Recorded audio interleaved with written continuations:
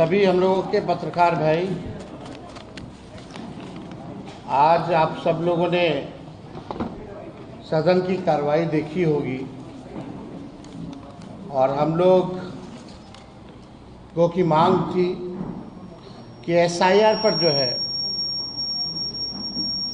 ये ऑन है,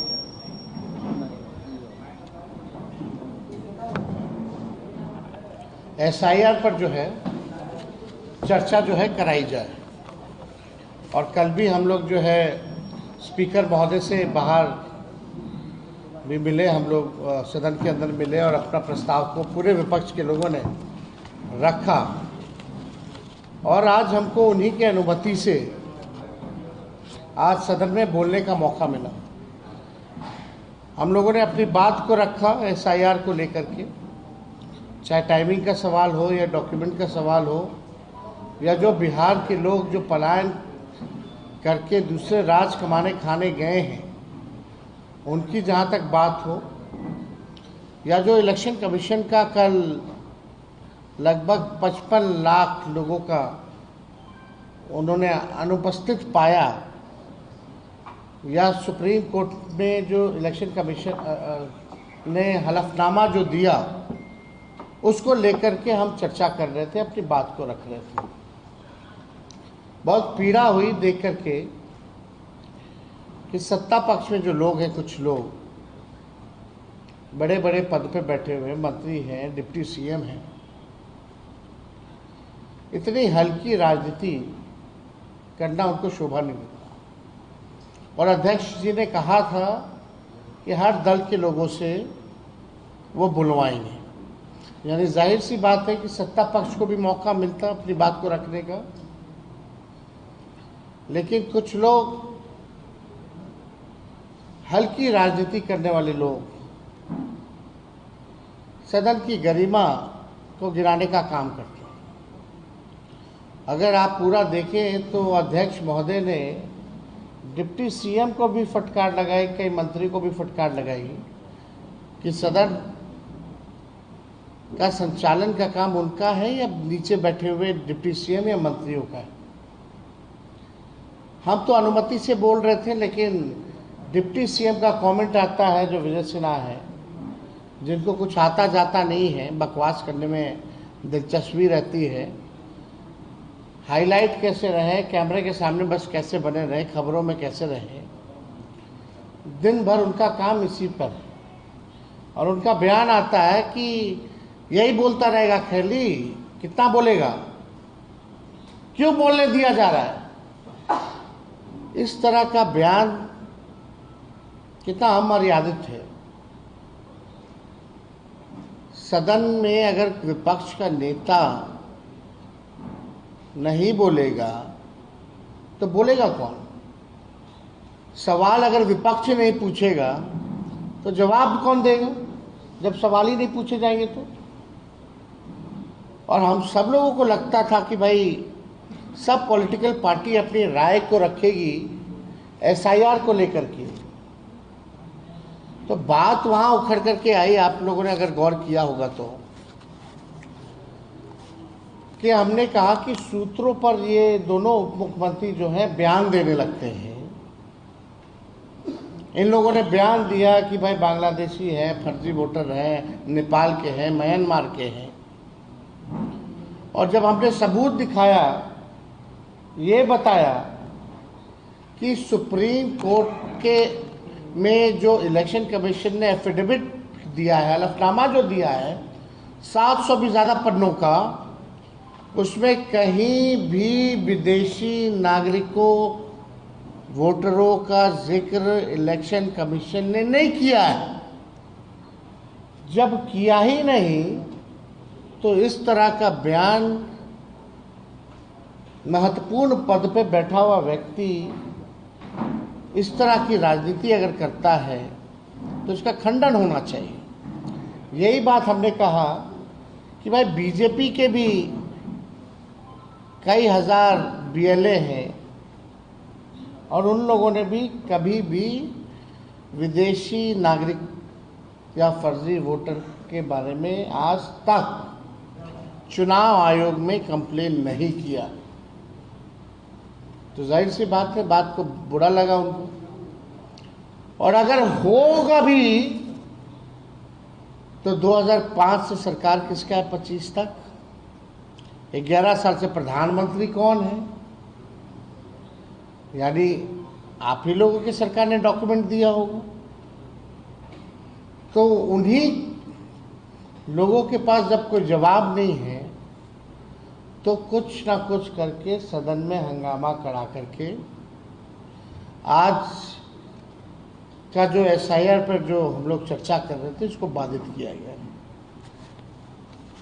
इसके बाद हम सब लोग जो हैं अध्यक्ष महोदय से हम लोग मिले और हम लोगों ने आग्रह किया, क्योंकि भाई जब हम बोल रहे थे तो बीच में मुख्यमंत्री जी उठ गए थे और शायद उनको पता ही नहीं कि सदन में चर्चा किस बारे में हो रही थी। हमको जिस स्थिति में मुख्यमंत्री जी हैं, हमको पूरी सहानुभूति है कि उनकी क्या स्थिति हो गई है। पूरे सदन में सभी लोग जो हैं, सब लोगों को पता है था कि चर्चा किस पे हो रही है, लेकिन माननीय मुख्यमंत्री जी को पता नहीं, अपना जो बोलते हैं वही अपना बोलते रहे। फिर हम भी हस्तक्षेप नहीं किए, हमको ठीक नहीं लगा इस पे बोलने का। लेकिन आप सब लोग अंदाज़ा लगा सकते हैं कि मुख्यमंत्री जी की अब स्थिति बिहार चलाने लायक, सरकार चलाने लायक अब नहीं रहेगी। और कैसे बिहार चल रहा है रिमोट कंट्रोल से दिल्ली के 2 लोग जो वहाँ बैठ रहे हैं, जो प्रधानमंत्री हो या अमित शाह हो, उन्हीं के इशारे पे ये सारा काम हो रहा है। और ये SIR भी उन्हीं लोगों के इशारे पे चुनाव आयोग कर रहा है। चुनाव आयोग के पास कोई जवाब नहीं। हालांकि 28 तारीख को मामला कोर्ट में है, लेकिन आप सोचिए, जो वोटर्स होते थे वो सरकार चुनती थी। आज उल्टा हो रहा है, अब सरकार में बैठे लोग वोटर चुन रहे हैं। वोटर सरकार चुनती थी और सरकार में बैठे लोग आज वोटर को चुन रहे हैं। तो बिहार लोकतंत्र की जननी है और यहीं से प्रयास किया जा रहा है लोकतंत्र को जो है खत्म करने का। आप देखिएगा, ये कल इलेक्शन कमीशन द्वारा ये प्रेस नोट जारी हुई है। इसमें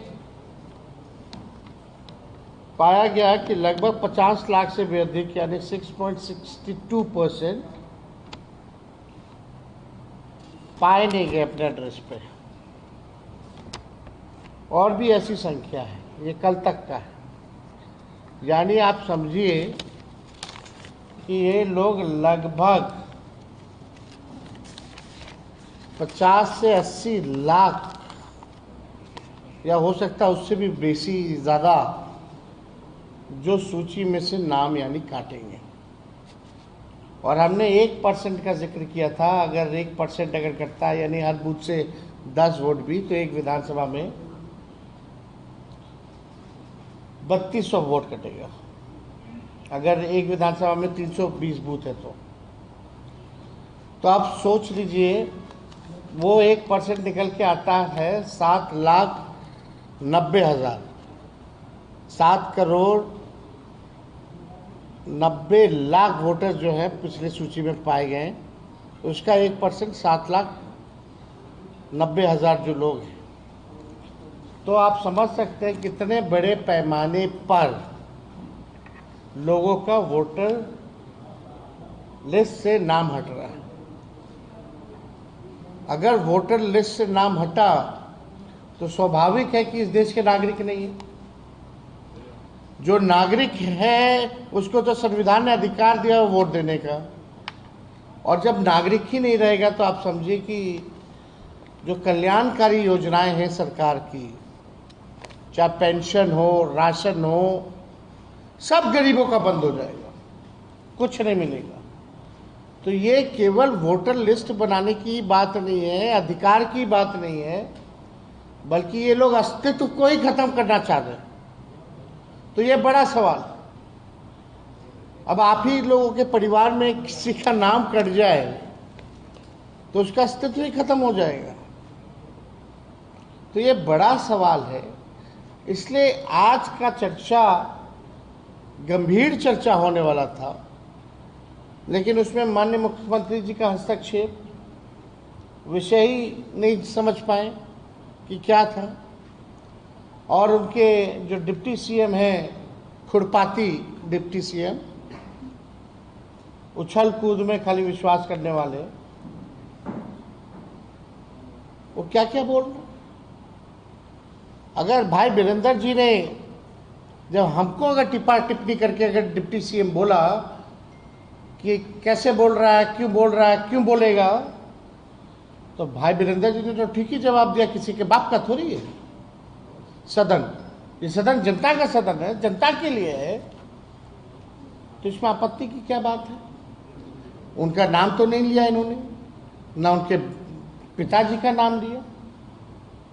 तो जो इन्होंने कहा उसमें कोई गलती नहीं थी। नेता विरोधी दल बोल रहा है। सभी हम लोगों के पत्रकार भाई, आज आप सब लोगों ने सदन की कार्रवाई देखी होगी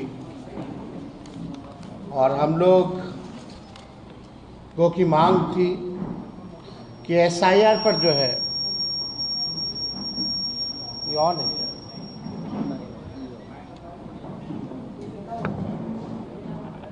एसआईआर पर जो है चर्चा जो है कराई जाए।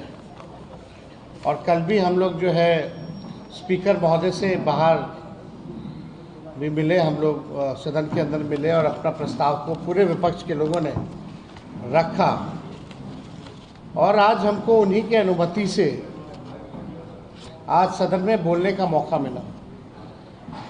हम लोगों ने अपनी बात को रखा एसआईआर को लेकर के, चाहे टाइमिंग का सवाल हो या डॉक्यूमेंट का सवाल हो, या जो बिहार के लोग जो पलायन करके दूसरे राज्य कमाने खाने गए हैं उनकी जहाँ तक बात हो, या जो इलेक्शन कमीशन का कल लगभग 55 लाख लोगों का उन्होंने अनुपस्थित पाया, या सुप्रीम कोर्ट में जो इलेक्शन कमीशन ने हलफनामा जो दिया उसको लेकर के हम चर्चा कर रहे थे, अपनी बात को रख रहे थे। बहुत पीड़ा हुई देख करके कि सत्ता पक्ष में जो लोग हैं, कुछ लोग बड़े बड़े पद पे बैठे हुए मंत्री हैं, डिप्टी सीएम हैं, इतनी हल्की राजनीति करना उनको शोभा नहीं देता। और अध्यक्ष जी ने कहा था कि हर दल के लोगों से वो बुलवाएंगे, यानी जाहिर सी बात है कि सत्ता पक्ष को भी मौका मिलता अपनी बात को रखने का। लेकिन कुछ लोग, हल्की राजनीति करने वाले लोग, सदन की गरिमा को गिराने का काम करते हैं। अगर आप पूरा देखें तो अध्यक्ष महोदय ने डिप्टी सीएम को भी फटकार लगाई, कई मंत्री को भी फटकार लगाई कि सदन का संचालन का काम उनका है या नीचे बैठे हुए डिप्टी सीएम या मंत्रियों का है। हम तो अनुमति से बोल रहे थे, लेकिन डिप्टी सीएम का कमेंट आता है जो विजय सिन्हा है, जिनको कुछ आता जाता नहीं है, बकवास करने में दिलचस्पी रहती है, हाईलाइट कैसे रहे, कैमरे के सामने बस कैसे बने रहे, खबरों में कैसे रहे, दिन भर उनका काम इसी पर है। और उनका बयान आता है कि यही बोलता रहेगा, खैली कितना बोलेगा, क्यों बोलने दिया जा रहा है। इस तरह का बयान कितना अमर्यादित है। सदन में अगर विपक्ष का नेता नहीं बोलेगा तो बोलेगा कौन। सवाल अगर विपक्ष नहीं पूछेगा तो जवाब कौन देगा, जब सवाल ही नहीं पूछे जाएंगे तो। और हम सब लोगों को लगता था कि भाई सब पॉलिटिकल पार्टी अपनी राय को रखेगी एसआईआर को लेकर के, तो बात वहां उखड़ करके आई, आप लोगों ने अगर गौर किया होगा तो, कि हमने कहा कि सूत्रों पर ये दोनों उप मुख्यमंत्री जो हैं बयान देने लगते हैं। इन लोगों ने बयान दिया कि भाई बांग्लादेशी है, फर्जी वोटर है, नेपाल के हैं, म्यांमार के हैं। और जब हमने सबूत दिखाया, ये बताया कि सुप्रीम कोर्ट के में जो इलेक्शन कमीशन ने एफिडेविट दिया है, हलफनामा जो दिया है 700 भी ज़्यादा पन्नों का, उसमें कहीं भी विदेशी नागरिकों वोटरों का जिक्र इलेक्शन कमीशन ने नहीं किया है।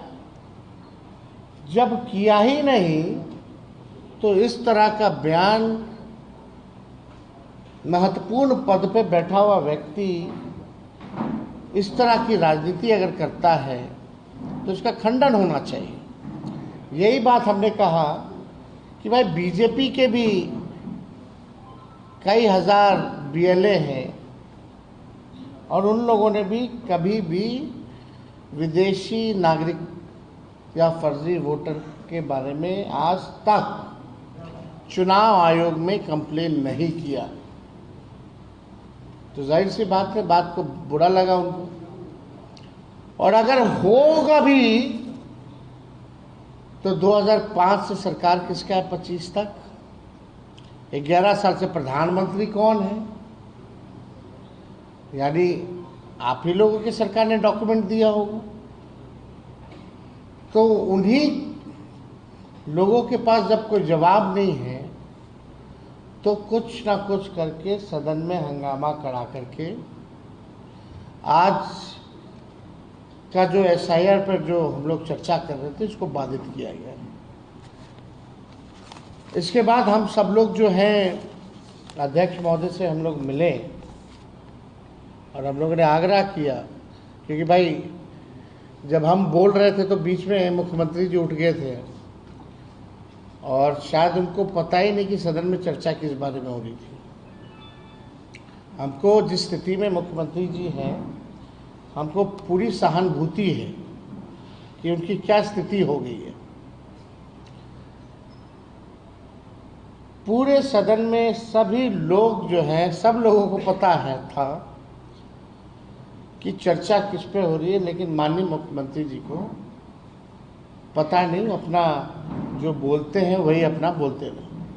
फिर हम भी हस्तक्षेप नहीं किए, हमको ठीक नहीं लगा इस पे बोलने का। लेकिन आप सब लोग अंदाज़ा लगा सकते हैं कि मुख्यमंत्री जी की अब स्थिति बिहार चलाने लायक, सरकार चलाने लायक अब नहीं रहेगी। और कैसे बिहार चल रहा है रिमोट कंट्रोल से दिल्ली के दो लोग जो वहाँ बैठ रहे हैं, जो प्रधानमंत्री हो या अमित शाह हो, उन्हीं के इशारे पे ये सारा काम हो रहा है। और ये एसआईआर भी उन्हीं लोगों के इशारे पे चुनाव आयोग कर रहा है। चुनाव आयोग के पास कोई जवाब नहीं। हालांकि 28 तारीख को मामला कोर्ट में है, लेकिन आप सोचिए, जो वोटर्स होते थे वो सरकार चुनती थी, आज उल्टा हो रहा है। अब सरकार में बैठे लोग वोटर चुन रहे हैं। वोटर सरकार चुनती थी और सरकार में बैठे लोग आज वोटर को चुन रहे हैं। तो बिहार लोकतंत्र की जननी है और यहीं से प्रयास किया जा रहा है लोकतंत्र को जो है खत्म करने का। आप देखिएगा, ये कल इलेक्शन कमीशन द्वारा ये प्रेस नोट जारी हुई है। इसमें पाया गया कि लगभग 50 लाख से भी अधिक यानी 6.62% पाए नहीं गए अपने एड्रेस पे। और भी ऐसी संख्या है, ये कल तक का है। यानी आप समझिए कि ये लोग लगभग 50 से 80 लाख या हो सकता है उससे भी बेसी ज़्यादा जो सूची में से नाम यानी काटेंगे। और हमने 1% का जिक्र किया था। अगर 1% अगर कटता है, यानी हर बूथ से 10 वोट भी, तो एक विधानसभा में 3200 वोट कटेगा। अगर एक विधानसभा में 320 बूथ है तो आप सोच लीजिए, वो 1% निकल के आता है 7,90,000, 7,90,00,000 वोटर जो है पिछले सूची में पाए गए। उसका 1% 7,90,000 जो लोग हैं, तो आप समझ सकते हैं कितने बड़े पैमाने पर लोगों का वोटर लिस्ट से नाम हट रहा है। अगर वोटर लिस्ट से नाम हटा तो स्वाभाविक है कि इस देश के नागरिक नहीं है। जो नागरिक है उसको तो संविधान ने अधिकार दिया है वोट देने का, और जब नागरिक ही नहीं रहेगा तो आप समझिए कि जो कल्याणकारी योजनाएं हैं सरकार की, चाहे पेंशन हो, राशन हो, सब गरीबों का बंद हो जाएगा, कुछ नहीं मिलेगा। तो ये केवल वोटर लिस्ट बनाने की बात नहीं है, अधिकार की बात नहीं है, बल्कि ये लोग अस्तित्व को ही खत्म करना चाह रहे हैं। तो ये बड़ा सवाल। अब आप ही लोगों के परिवार में किसी का नाम कट जाए तो उसका अस्तित्व ही खत्म हो जाएगा। तो ये बड़ा सवाल है। इसलिए आज का चर्चा गंभीर चर्चा होने वाला था, लेकिन उसमें माननीय मुख्यमंत्री जी का हस्तक्षेप, विषय ही नहीं समझ पाए कि क्या था, और उनके जो डिप्टी सीएम हैं, खुरपाती डिप्टी सीएम, उछल कूद में खाली विश्वास करने वाले, वो क्या क्या बोल रहे। अगर भाई वीरेंद्र जी ने जब हमको अगर टिप्पणी करके अगर डिप्टी सीएम बोला कि कैसे बोल रहा है, क्यों बोल रहा है, क्यों बोलेगा, तो भाई वीरेंद्र जी ने तो ठीक ही जवाब दिया। किसी के बाप का थोड़ी है सदन, ये सदन जनता का सदन है, जनता के लिए है, तो इसमें आपत्ति की क्या बात है। उनका नाम तो नहीं लिया इन्होंने, ना उनके पिताजी का नाम लिया। तो जो इन्होंने कहा उसमें कोई गलती नहीं थी। नेता विरोधी दल बोल रहा है, अध्यक्ष महोदय समय दे रहे हैं, तो who is he to speak? वो कौन होते हैं कि सदन को सलाह दें कि कौन कितना बोलेगा, नहीं बोलेगा। और हम धन्यवाद देना चाहते हैं स्पीकर महोदय को कि उन्होंने भी डिप्टी सीएम को जो है लताड़ने का काम किया, फटकार लगाने का काम किया सदन में। अगर वो फुटेज आप लोगों के पास होगा तो जरूर वो चलाइए, और बाहर जाकर के कूद कूद के मीडिया में बयान दे रहे होंगे कुछ भी उल्टा सीधा। भाई जब मुख्यमंत्री बोल रहे थे तो आप हमको देखे होंगे, हम शांति से उनकी बात को सुन रहे थे और सहानुभूति हो रही थी कि बात चल रहा है कुछ, कह रहे कुछ। लेकिन एक सदन की गरिमा है, सदन के नेता अगर कुछ बोल रहे हैं, और जब नेता विरोधी दल और जब सदन के नेता मुख्यमंत्री बोल रहे हैं तो बीच में क्यों टपक रहे भाई? कोई मतलब है क्या?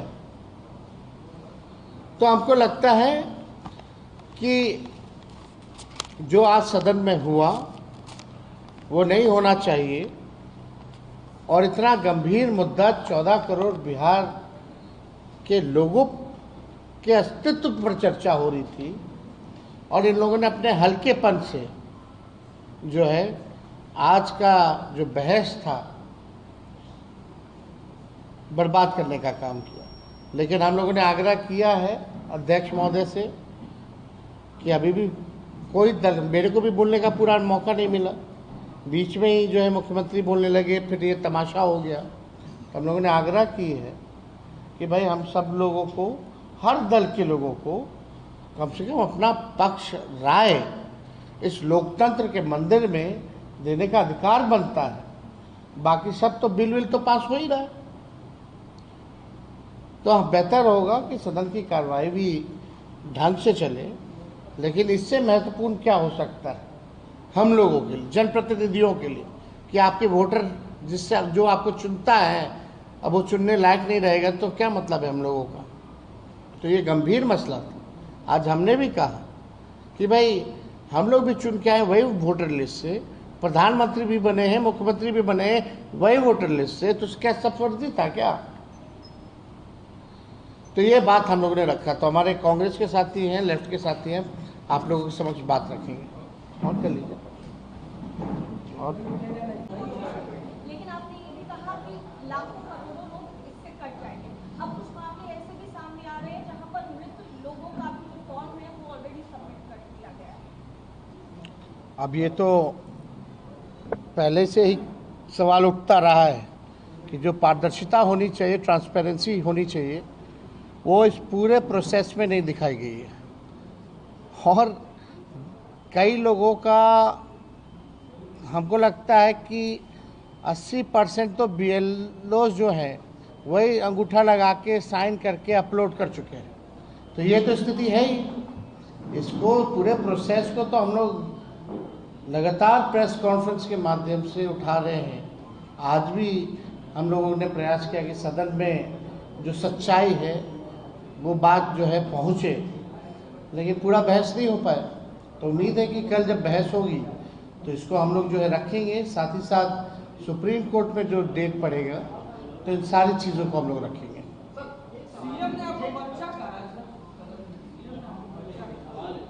हाँ, तो क्या दिक्कत है? हम हैं नहीं, उनके लिए तो है ही ना भाई। वो कितने साल के हैं? 76-77 साल के तो होंगे ना। वो लगभग मेरे पिता की उम्र के हैं। तो हम तो बच्चे ही ना हैं। लेकिन बच्चा जब बोलता है तो कच्ची बात नहीं बोलता, पक्की बात बोलता है।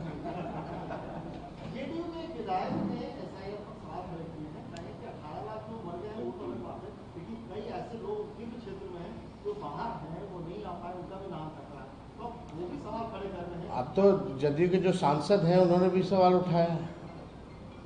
कई लोग भाजपा में भी जो लोग हैं वो लोग भी पीड़ित हैं, लेकिन वो बोल नहीं पा रहे। तो ये तो सच्चाई है ही कि भाई आपने आके पूरा प्रोसेस कैसे किया, केवल टारगेट पूरा करने के लिए आपने कोई 2 फॉर्म देना होता है, आपने एक ही फॉर्म दिया, वो भी रिसिप्ट जो होता है कुछ नहीं मिला लोगों को। कल को वो फाड़ के फेंक दे तो कोई सबूत ही नहीं रहेगा। और कई जगह तो लोग BLOs गए ही नहीं है, खुद ही अपना अपलोड कर दिया गया। तो कई उदाहरण, कई सबूत हम लोगों ने दिखाए। दुकान में बिक रहा है, देवघर में जलेबी लोग खा रहा है, कूड़ेदान में फेंका हुआ, पटना के सड़कों पे, फ्लाईओवर्स पे, गांधी मैदान में फेंका हुआ है फॉर्म। तो ये तो सच्चाई है। लेकिन बात आज का इसलिए प्रेस कॉन्फ्रेंस था कि जो जिस हिसाब से सत्ता में बैठे जो लोग हैं, एक तो खुरपाती उप मुख्यमंत्री है, उनको तो बस अपना उछल कूद करना है, दिखाना कि वो भी कोई चीज़ है भाई। दूसरा एक मंत्री है जो अभी सज़ा मिली है दवाई घोटाले में, वो लोग भी एड़ी अलगाल करके बोल रहे। मतलब ऐसा हम लोगों ने नहीं देखा। हमने ना किसी का नाम लिया, हम तो जो मुद्दे थे उसके बारे में बात कर रहे थे। लेकिन इस तरह का विषय इतना गंभीर विषय है और ये साफ दिख रहा था कि सत्ता में बैठे लोगों को कोई गंभीरता से नहीं ले रहा है। तो ऐसा प्रतीत हो रहा था कि कहीं ना कहीं साजिश है भाई। सत्ता में बैठे लोग और इलेक्शन कमीशन हाथ मिलाए हुए हैं। और हमने आपको शुरू में ही कहा, पहले वोटर सरकार को चुनती थी, अब लगता है कि सरकार में बैठे लोग वोटर को चुन रहे हैं।